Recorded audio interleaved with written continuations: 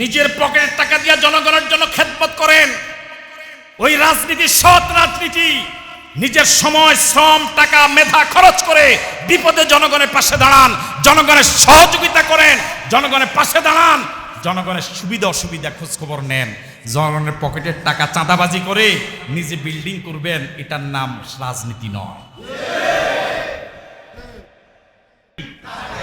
যদি রাজনীতির বিনিময়ে যদি টাকা ইনকামের পথ না থাকে, যদি নিজের পকেটের টাকা দিয়ে রাজনীতি করা লাগে, বিশ্বাস করেন বাংলাদেশে এখন এত নেতার জ্বালায় কর্মী পাওয়া যায় না, তখন দেখবেন আর নেতা পাওয়া যাবে না।